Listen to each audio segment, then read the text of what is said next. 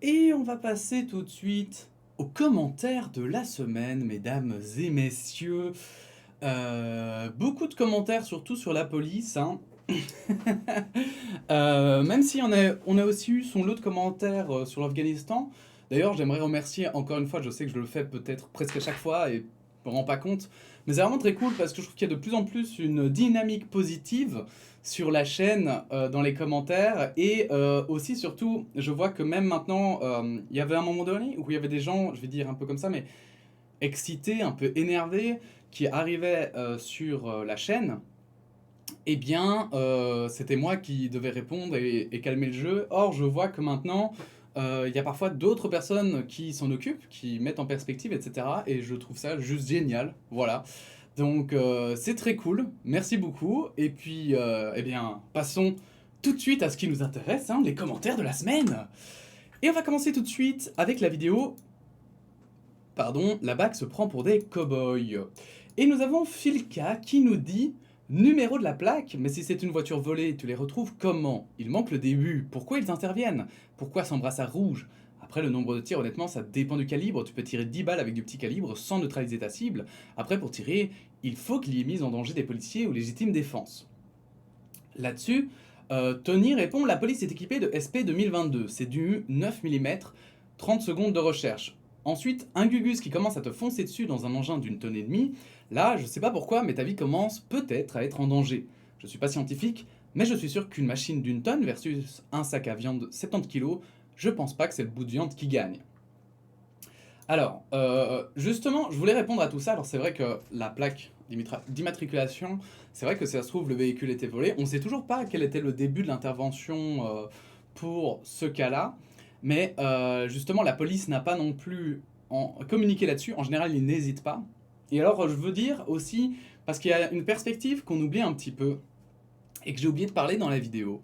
Mais c'est vrai qu'en fait, en Belgique, il y a vraiment eu un gros problème avec l'affaire qui s'appelle l'affaire Maouda, qui est une fille immigrée illégale, hein, qui voulait traverser la Belgique avec ses parents pour aller en Angleterre. Ils étaient dans une camionnette avec plein d'autres immigrés à l'arrière de la camionnette. Et en fait, la police a pris la camionnette en charge alors que en charge, pardon, en course-poursuite, alors qu'elle était déjà surveillée par la police de l'immigration, si je me rappelle bien, en coopération avec la police française. Donc la camionnette était suivie, elle avait été tracée même, il y avait un traceur GPS dessus. Et bon, ben, après ça, ça peut arriver, il y a eu un cafouillage et visiblement, la police qui surveillait la voiture a oublié de prévenir leurs collègues qu'ils la surveillaient déjà. Et que donc la course-poursuite était inutile. Malheureusement, donc, ce n'est pas arrivé. La course-poursuite a été engagée et un policier qui est en train toujours d'être jugé, je pense, eh bien, a tiré sur la camionnette et a tué la petite Maouda qui avait 6 ans. C'était aussi, il me semble que la police belge a aussi du 9 mm, c'était aussi un pistolet, et pourtant, ça a traversé la carrosserie en plein dans la tête de la petite Maouda. Alors, ça aurait pu, entre guillemets, s'arrêter là et juste être un fait divers extrêmement triste. Le problème, c'est que la police, pendant littéralement 3 jours, a menti. C'est-à-dire que directement après, la nouvelle est tombée très vite, qu'il y avait une petite fille qui était morte lors d'une course-poursuite. Et la police a très vite dit que d'abord, donc d'abord que le conducteur de la camionnette était armé. Puis au final, en fait, il n'était pas armé, comme ils avaient dit, d'un shotgun, mais il était armé d'un couteau et menaçait la Maouda. Finalement, c'était pas le mec dans la camionnette, mais c'était les immigrés. Enfin bon, bref, ils ont changé littéralement de version au moins 3-4 fois, je crois, avant de dire, après 3 jours, qu'effectivement, la balle provenait bien d'un policier, que en effet une enquête du coup était lancée pour savoir comment ça se faisait et qu'aussi il commençait justement à dire que effectivement le policier n'avait pas attiré. Pourquoi est-ce qu'il n'avait pas attiré? C'est parce qu'en fait la voiture roulait effectivement dangereusement sur la chaussée, mais en fait ça fait longtemps qu'on ne tire plus sur les véhicules pour les arrêter normalement. En fait maintenant on fait en sorte justement de l'intercepter plus loin, ou alors on fait en sorte... Enfin voilà, les techniques ont changé en fait par rapport à cette version un peu cowboyesque, je vais dire. Parce que moi je vois vraiment les cowboys, les courses-poursuites à cheval, etc. Ça me fait penser à ça. Et du coup, euh, et du coup en fait, c'est pour ça, à mon avis aussi, que le regard est peut-être différent de ma part, et je vais dire de la part peut-être aussi de la Belgique, que par rapport aussi à des Français qui n'ont pas du coup connu tout ce débat qu'il y a eu. Et donc forcément, je vais être tout à fait honnête, petit calibre ou gros calibre, je pense qu'une arme reste une arme, et que bien qu'effectivement il y a des calibres qui ne passent pas, il y a des calibres qui parfois peuvent juste blesser, qu'il y a des... tu ne sais pas, ça reste une arme, c'est une arme, et même si ça ne peut effectivement peut-être pas crever le pneu, etc., et on peut effectivement aller loin hein, dans, ces, euh, dans cette logique, et je crois que c'est important aussi effectivement de remettre en question, mais je veux dire, on parlait pas de balles en caoutchouc qui allaient juste riposter sur la portière, quoi. Enfin, qui allaient juste rebondir, pardon, sur la portière. On parle vraiment quand même de balles, d'armes qui sont faites pour tuer de base, et je pense que quand tu as une arme, il faut faire attention. Ayant moi-même fait justement des arts martiaux, la première chose qu'on nous disait, c'est que quand tu maîtrises un art martial, eh bien tu es considéré comme une arme blanche. Et donc, dans ce cas-là, tu ne peux pas faire ce que tu veux. Tu peux pas commencer à plaquer un mec et à le taper. Ben voilà, typiquement. Et en fait, c'est même si tu maîtrises des arts martiaux et que tu agresses quelqu'un, c'est considéré comme un facteur aggravant. Donc, euh, donc voilà, je voulais un petit peu clarifier ça, même si c'est vrai que pour le numéro de plaque, je suis d'accord que c'était peut-être lancé un peu à la va-vite, parce que si on vole la voiture, bah, le numéro de plaque, t'auras beau l'avoir pris, ça ne servira pas à grand-chose. Pour ce qui est ensuite de la voiture qui sert d'arme, c'est vrai, c'est évidemment une voiture, c'est une arme, on a pu le voir malheureusement avec les terroristes. Mais c'est vrai qu'après, il y a quand même enfin, il y a quand même une grosse différence entre reculer pour se dégager et partir, et reculer parce que je veux dire, s'il y avait vraiment un flic derrière et qui voulait le tuer, enfin, tu vas quand même à une certaine vitesse du coup. Parce que je suppose qu'il était parqué sur le côté. Mais bon, voilà, ça c'est des choses qu'on doit voir dans la situation. En tout cas, c'est vrai que forcément, c'est ça que je disais et que j'essayais de dire dans la vidéo, c'est que forcément on manquait d'éléments, évidemment, pour conclure ou pas si vraiment ils étaient fautifs ou pas, ces policiers. Mais il y a beaucoup d'éléments quand même troublants qui demandent justification. C'est-à-dire que voilà, normalement, ok, des voitures effectivement, une voiture c'est une arme, il faut faire attention. Mais c'est un peu comme, allez, je sais pas, si tu vas arrêter un boucher qui a un couteau dans les mains, tu vas pas commencer à lui tirer dessus parce qu'il a un couteau alors qu'il est en train de couper son morceau de viande. C'est un peu la même chose, quoi. Et je pense qu'il faut faire quand même, entre guillemets, attention à la situation, comme on remet en perspective aussi les policiers en disant, ben voilà, peut-être qu'ils avaient des raisons légitimes de ne pas avoir mis de brassard, de ne pas d'avoir tiré, etc. Eh bien, il faut aussi remettre en perspective que peut-être que quand tu es stressé, même, je veux dire, allez, tu veux échapper à un contrôle, ça paraît con, hein, mais t'es paniqué ou que sais-je, ou même, allez, même illégitimement, tu veux échapper à un contrôle. C'est juste un contrôle après. Donc normalement, enfin, tu devrais pouvoir, enfin, allez, je veux dire, reculer pour partir tant que tu n'avais pas l'intention de tuer. Voilà quoi. Donc ça, c'est évidemment tout ça à débattre et à voir, surtout dans l'enquête. Et c'est là-dessus aussi que nous avons Second Wind qui a répondu. euh, donc, je vais pas lire mon commentaire parce qu'il apporte rien de plus que ce que je dis dans la vidéo. Et donc, là-dessus, Second Wind qui dit par aucune preuve, ça veut dire aucune preuve à notre connaissance. Il y a un dossier, une enquête. Je doute que la vidéo médiocre publiée par Mediapart constitue le seul élément de cette enquête. Évidemment, évidemment, et encore heureux que ce ne soit pas le seul élément. Maintenant, je pense très sincèrement que justement, il y a beaucoup de problèmes avec les enquêtes de police. On a vu dernièrement, par exemple, l'affaire Benalla qui est toujours pas terminée. Hein. Vous avez vu à quel point, quand même, il y a des points de l'enquête qui sont complètement pétés.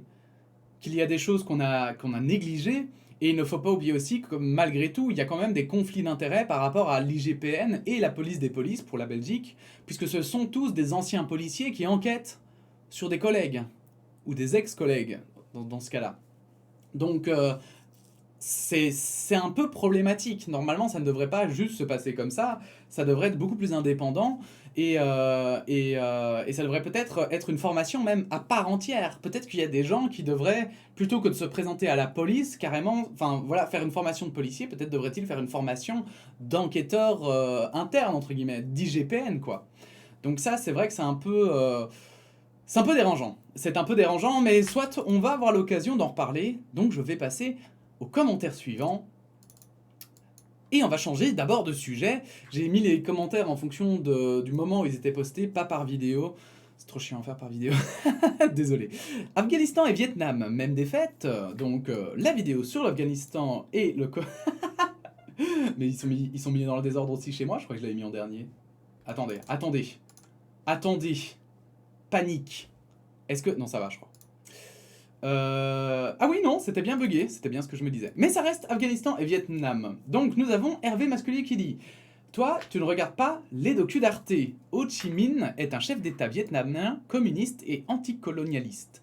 La ville a été renommée en son honneur. Une petite interview du personnage si ça t'intéresse. Donc voilà, c'est la réponse. J'avais dit que je savais pas qui était Ho Chi Minh. Et du coup, je regarde effectivement très peu de documentaires d'Arte, mais c'est avec plaisir que je regarderai. Je l'ai toujours pas vu, c'est une honte, mais je regarderai l'interview, et du coup, je vous invite aussi, comme c'est une précision, je vous invite aussi à aller regarder la vidéo si cela vous intéresse. Mais c'était important, merci Hervé d'avoir donné ce complément d'information. Donc sur la même vidéo, nous avons enfin ce commentaire qui dit, Nicolas Dirian qui nous dit: j'ai dit ce commentaire. Et du coup, je voulais répondre que moi, je l'ai lu, ce commentaire, et même à voix haute. Et ça, c'est quand même bien plus classe. Hein. Commentaire suivant: la BAC se prend pour des cow-boys toujours. Nous avons Seconde Wind qui nous dit: l'IGPN est connu pour ne pas condamner aussi vite que les médias, préférant monter un dossier et faire usage de la présomption d'innocence. Ne pas condamner pour faute de preuves, ça concerne tout le monde. Et en fait, tout à fait, je voulais quand même le préciser.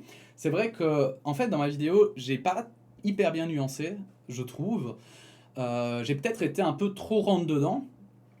Mais c'est vrai que, en fait, l'IGPN, pour vous dire très très sincèrement, hein, en fait, le souci, c'est que, de manière tout à fait honnête, il y a beaucoup d'affaires qui sont très étranges. C'est-à-dire qu'il y a beaucoup de preuves qui... enfin, allez, comment dire? En fait, la situation est interpellante. J'invente, on voit un policier qui a tapé quelqu'un sur une vidéo. L'IGPN va prendre l'affaire, d'accord? Et en fait, quand on remarque la manière qu'ils ont d'enquêter, c'est une manière hyper étrange. C'est-à-dire qu'ils ne retrouvent jamais les coupables, mais sauf que s'ils ne retrouvent pas les coupables, déjà normalement c'est illégal, parce que les policiers sont censés avoir toujours leur numéro de matricule sur eux. Alors on peut me dire que la législation est mal faite, mais la loi, la loi c'est la loi aussi, quoi. Donc je pense qu'il y a un moment donné où il faut alors réadapter la loi, ou bien au contraire, il faut peut-être un numéro. Voilà, moi je crois que le numéro, l'avantage, ce serait qu'il y ait que l'IGPN qui ait accès à ce numéro. Et que donc, limite, ils mettent des numéros de matricule qui ne sont pas publics, parce que je ne sais pas s'ils sont publics ou non, mais qui ne sont pas publics, mais que les policiers doivent quand même, par exemple, porter, ou que sais-je, pour qu'on puisse les identifier. Parce que des policiers, je le rappelle, mais moi c'est ça qui me dérange, c'est que les policiers, ils ont un pouvoir supplémentaire par rapport à un citoyen. Un policier, c'est qu'il a le pouvoir exécutif, en fait, si on veut. Le citoyen ordinaire ne l'a pas. Et donc c'est pour ça qu'il faut être, pour moi, sévère avec la police et ne pas, par exemple, engager n'importe qui. Bon, c'est peut-être plus facile à dire qu'à faire, je l'admets, mais je pense que c'est un débat qui mérite d'être posé. Et en fait, concernant la présomption d'innocence, évidemment, j'ai jamais dit qu'il fallait, sur la base d'une vidéo, juste dire « Ah ben ce flic, il est coupable parce que, on n'aime pas ce qu'il a fait ». Encore heureux, en fait. Et en fait, c'est très bien même, je trouve, justement, de partir du principe que qui que ce soit, hein, la présomption de l'innocence est un truc tellement fondamental, en fait, et important en justice. Mais pour le coup, je trouve que toutes ces affaires, en fait, le problème, c'est qu'à chaque fois, l'IGPN conclut qu'il n'y a pas assez de preuves que pour poursuivre le policier. Et j'avais lu aussi un autre article il y a maintenant un moment où il soulignait le fait qu'il y avait un vrai problème, puisque, en fait, on ne peut pas, aujourd'hui, mettre de... on peut pas, je sais plus, faire de conseils de discipline sur des policiers après un certain temps, en fait. Sauf que ce temps où on peut les amener au conseil de discipline, hein, c'était genre, je crois, 6 mois ou un an après les faits, eh bien, c'est un temps, en fait, qui est trop court par rapport à la justice. Or, comme tu le dis, c'est la présomption d'innocence, donc on va pas commencer à condamner, par exemple, un policier pour violence si la justice ne l'a pas condamné auparavant. Et donc, en fait, il y a des policiers comme ça qui s'en sortent parce que d'abord, en fait, le comité qui s'occupe des sanctions disciplinaires, eh bien, ils attendent d'abord la décision de justice qui tombe après, en fait, leur pouvoir de mettre des sanctions.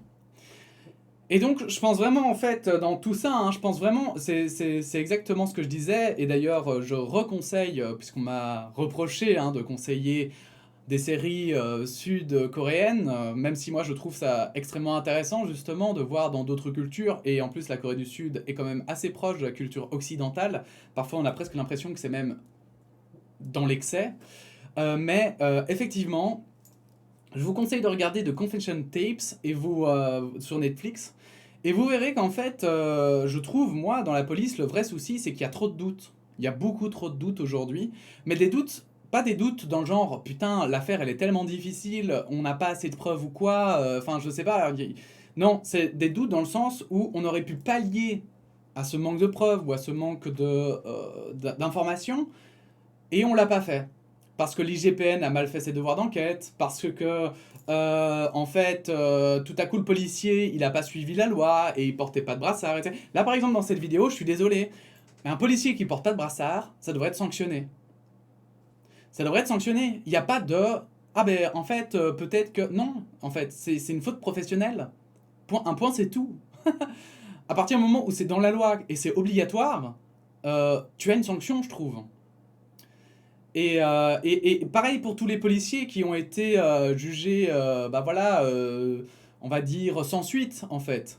Tous les dossiers qui ont été classés sans suite, mais les policiers qu'on peut pas reconnaître parce qu'ils ne portent pas leur numéro de matricule alors que c'est obligatoire. Mais c'est pareil, en fait, quitte à dire bon bah ok, on savait pas qui était le flic, mais tu le sanctionnes. Tu sanctionnes alors l'unité. Enfin, je trouve, hein, vraiment, hein, et c'est pas dans le sens, ah ben non, il y en a un qui a mal fait, tout le monde est puni, mais tu dis, ben voilà, dans cette unité, il y en a un qui avait pas le numéro, et c'est aussi un devoir dans l'unité de savoir se reconnaître les uns les autres. Enfin, je veux dire, bref.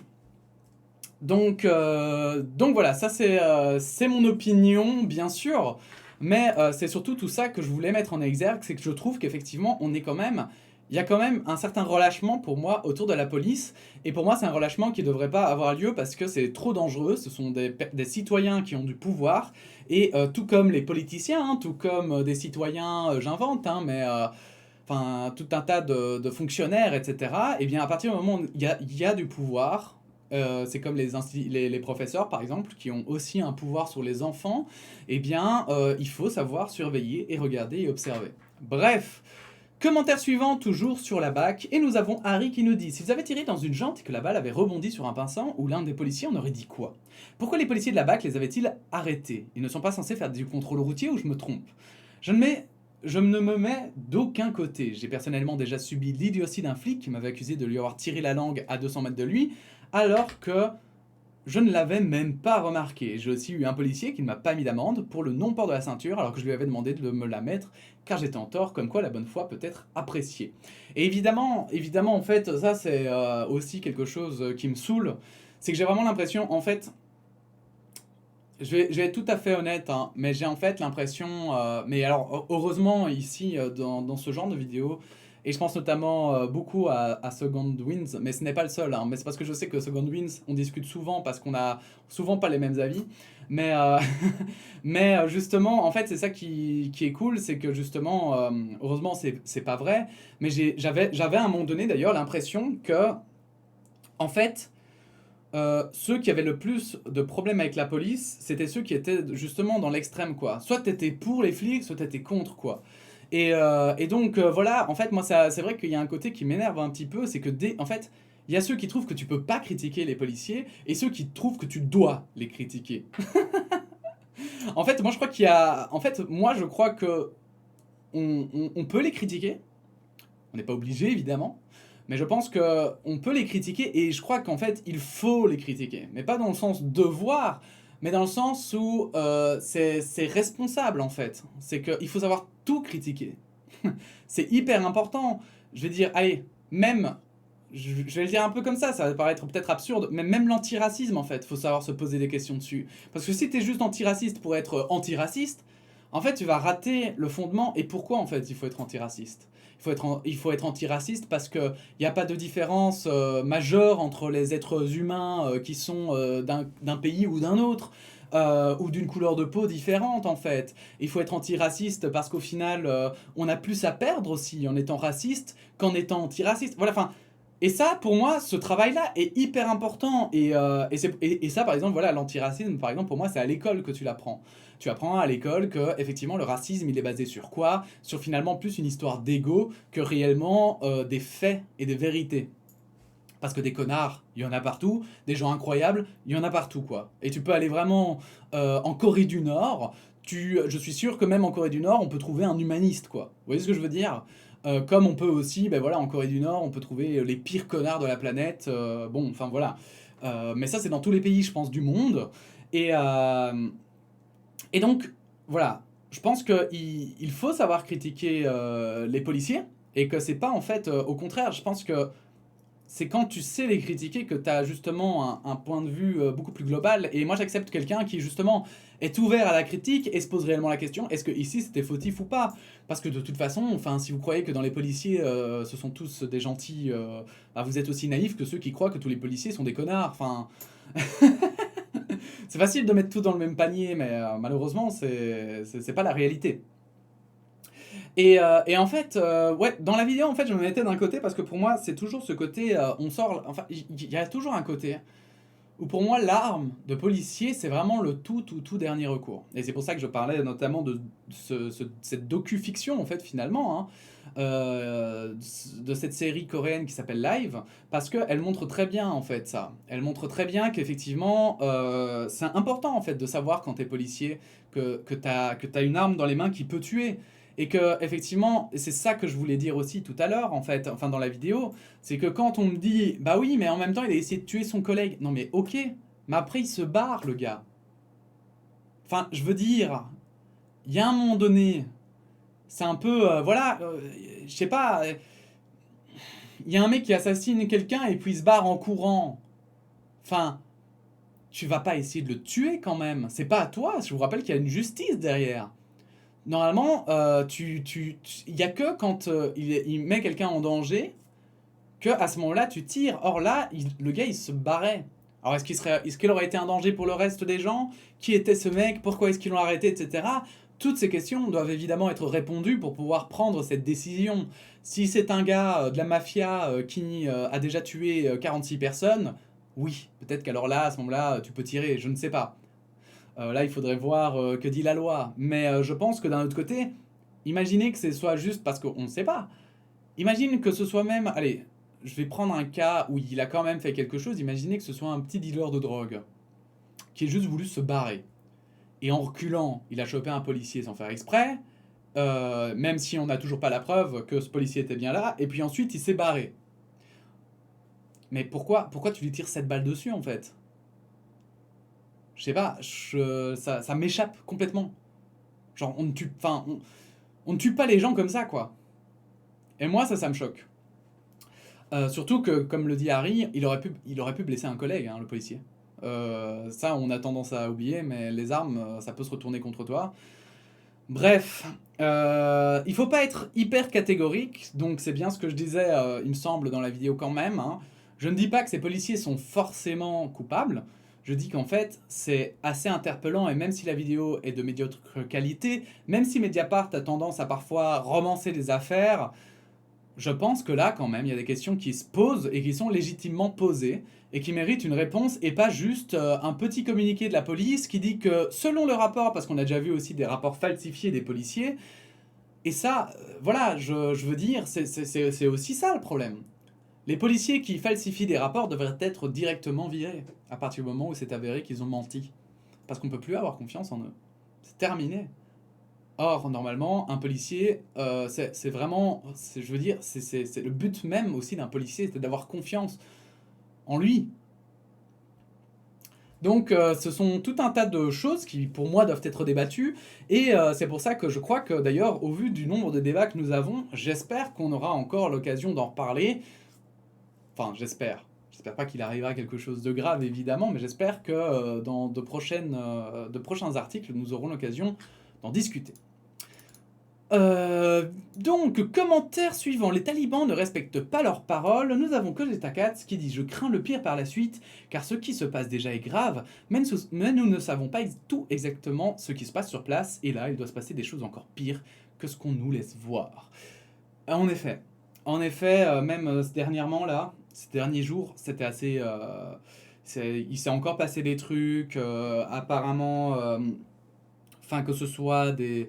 Ils recherchent les opposants politiques déjà, ils maltraitent des gens, ils tirent... Enfin, c'est... La catastrophe se profile et je pense que tout va dépendre de la... Vraiment, hein, de l'agissement de l'Occident. Mais de manière générale, hein, que ce soit les Américains, que ce soit l'Europe, mais je pense aussi de la Russie et la Chine. Et en fait, je pense que tout le monde se regarde un peu, je vais le dire comme ça, mais en chien de faïence, parce que ça n'arrangerait personne une intervention sur place. Et d'un autre côté, le premier qui va aller sur place, sauf peut-être les Américains, il aurait un avantage conséquent. Maintenant, est-ce qu'il a envie de s'enliser comme ça à nouveau dans ce que les Américains eux-mêmes ont perdu? C'est vraiment très... c'est une situation super bizarre, mais j'ai l'impression que, entre guillemets, tout est possible. Alors, c'est vrai qu'il y en a, voilà, il y en a plein qui me disent, et je pense que c'est effectivement une triste réalité, mais une réalité quand même, c'est que la plupart du temps, on va juste laisser faire et puis tant pis. Je voyais des articles de journaux où ils parlaient de ne pas faire un Rwanda 2. Et clairement, pour le moment, bah, on s'y dirige vachement.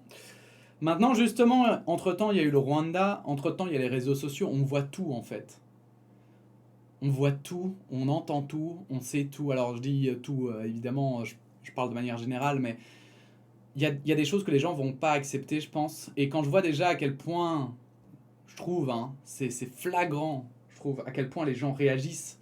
Et regardez, même nous, comme on en parle, je veux dire, on en parle de manière quand même assez inquiète, on en parle, et même j'ai l'impression qu'il y a quand même un point commun par rapport à tout le monde, c'est que tout le monde trouve qu'il faut quand même pas laisser aller les choses trop loin.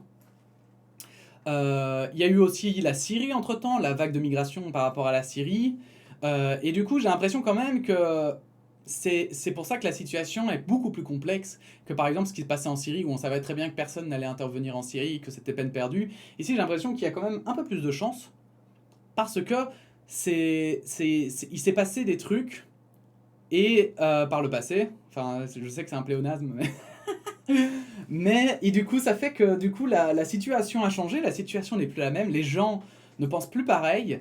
Et peut-être qu'en fait, il y a un moment donné où l'Occident n'aura pas le choix, parce que je vous rappelle aussi que l'Occident est en pleine crise, entre guillemets, identitaire, dans le sens où elle se dit, putain, mais on est démocrate, mais pas vraiment, et en même temps, voilà, les gens ne croient plus en nous, ils nous croient faibles, et d'un autre côté, bah, on a les capacités à peser dans différentes situations. Et je me demande sincèrement qui va prendre, s'il n'y a pas quelqu'un qui va essayer de prendre le pas, quand on voit aussi que justement les États-Unis, la Russie et la Chine se sont mis tous les trois d'accord par rapport à l'Afghanistan, c'est quand même, c'est qu'il se passe quelque chose, quoi. C'est qu'il se passe quelque chose et peut-être que ce sera aujourd'hui, je pense qu'on est dans une période où il y a beaucoup de tournants dans l'humanité, que ce soit par le Covid où il s'est passé des choses incroyables, que même mes grands-parents, je pense, pas dire de conneries quand je dis ça, n'ont jamais connu. Par exemple, enfin maintenant ils sont plus là, mais du coup ils ont jamais connu le Covid, je veux dire, et les restrictions, etc. Et je pense qu'ils auraient jamais, je leur aurais dit, ils m'auraient ri au nez à l'époque. Enfin bon, bref, il s'est passé pas mal de trucs, et je pense que si c'est pas l'Afghanistan, un jour il y aura un tournant. Et peut-être, je pense que c'est pas impossible que ça se passe en Afghanistan. Mais bon, voilà, je suis pas devin, personne ne l'est, et on verra bien. Et ce que je souhaite juste, c'est qu'il y ait le moins de victimes civiles possible. Parce que franchement, putain, genre, parfois, je sais pas pour vous, mais moi parfois je regarde ça, je me dis putain, mais c'est bon quoi. On a quand même assez de morts là, je sais pas, on peut pas. Pousse. Pousse. C'est bon. Deux. Mon avis sur la police, je regarde juste. Je crois pas que c'est le dernier commentaire. Où je donnais mon avis sur la police, évidemment. Nous avons Philka à nouveau qui nous dit: Je pense que ce serait méga intéressant de prendre un fait avec 2 articles, Figaro, Mediapart, voire Le Monde, et de chercher à voir ou lire entre les lignes pour débusquer l'interprétation à côté des faits qui donnent l'orientation vers les lecteurs de l'article. Mon prof de droit, qui était génial, nous avait fait un cours de cela. C'est comme cela que j'ai compris qu'en fonction des investisseurs dans le journal, l'indépendance de la presse était une utopie. Alors, oui et non, pour ce qui est de l'indépendance de la presse. Je pense que vraiment ça peut vraiment dépendre, ça dépend de tout et de rien. C'est-à-dire que voilà, en Belgique, il y a la presse, toute la presse, il me semble, hein, est subsidiée. Donc ça laisse une certaine indépendance. Maintenant, par exemple, chez RTL, ils ont gueulé à un moment donné parce qu'ils viraient à foison dans les rédactions. Et effectivement, du coup, la qualité des articles en prenait un coup, etc. etc. On a aussi les articles, on a aussi les journaux La Meuse, Nord-Éclair, etc. Tout Sud Presse, là, qui à un moment donné fait aussi du sensationnalisme parce que ça se vend et que ça intéresse mamie Jacqueline au fin fond de la Wallonie. Bref, c'est un peu la même chose aussi en France, du coup. Mais c'est pour ça en fait que moi, Mediapart, ça m'avait surpris quand ils avaient annoncé qu'ils devenaient une ASBL, parce que du coup, si tu es une ASBL, tu ne dépends plus d'actionnaires en fait. Tu n'es plus une société, mais tu es 100% subsidié en partie par l'État, mais aussi du coup par tes donateurs. Et en l'occurrence, ici, les donateurs, c'est ceux qui payent l'abonnement. Et c'est pour ça que moi, j'apprécie soutenir Mediapart en étant abonné, parce qu'en plus, je trouve aussi qu'ils font des formules d'abonnement où même si t'es... voilà, moi, typiquement, je suis en déj de thunes, on va rien se cacher. Et pour le coup, Mediapart, tu peux effectivement l'avoir pour moins cher et tu restes informé. T'as quand même des articles de fond et comme je le dis, avec souvent des sources.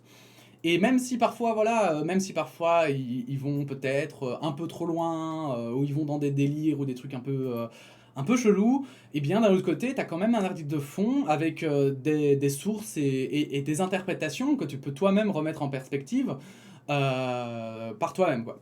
Mais pour revenir à l'idée de... Alors du coup, oui, d'abord, pour terminer, l'indépendance de la presse est une utopie.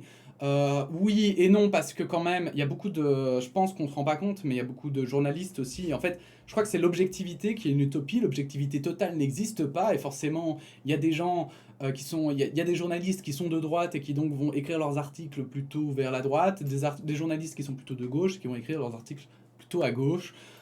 Tout ça, en fait, c'est juste évident qu'on est influencé par notre vie aussi et notre interprétation des faits. Et c'est pour ça que je pense que quand il y en a beaucoup, beaucoup de gens, parfois, ils disent ah oui, mais il y a de la propagande dans les médias, etc.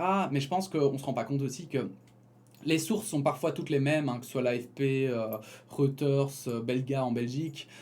Toutes ces agences de presse maintenant, c'est vrai qu'il y a de moins en moins quand même de journalistes qui se déplacent sur place d'eux-mêmes pour un journal, pour aller constater la situation. Maintenant, c'est beaucoup plus justement, ouais, des organisations de journalistes.